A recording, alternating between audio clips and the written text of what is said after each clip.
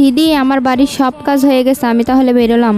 আচ্ছা শোনো, বলছি তোমাকে আমরা স্যালারি কত দিই?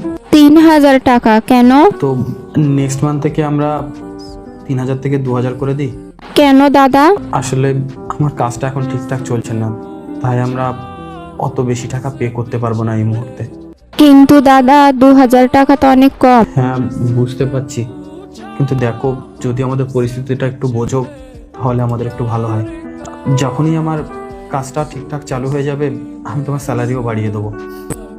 আর যদি খুব সমস্যা মনে হয় তাহলে তুমি কাজটা ছেড়ে দিতে পারো, আমরা যেভাবে ম্যানেজ করে নেবো।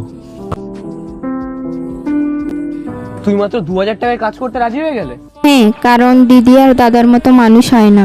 তুমি জানো, আমি এতদিন যত বাড়িতেই কাজ করেছি না, দিদি আর দাদার মতো সম্মান আমাকে কেউ দেয়নি। তাহলে তুমি তোমার 1000 টাকার লস করিয়ে দেবে? শোনো, আমরা না অত বড় লোক নই যে আমাদের কাছে এই টাকার কোনো দাম থাকবে না।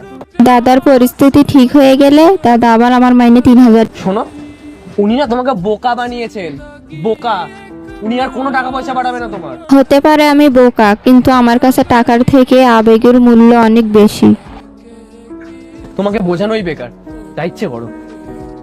এরপর কি হলো কিন্তু সেটা দেখার আগে আপনি যদি ছবি দুটোকে মন থেকে ভালোবাসেন তাহলে চ্যানেলটাকে সাবস্ক্রাইব করে যাবেন। যদি না দেন তাহলে বুঝবো আপনি এই ছবি দুটোকে মন থেকে ভালোবাসেন না। কমেন্টে বলেন আমিন।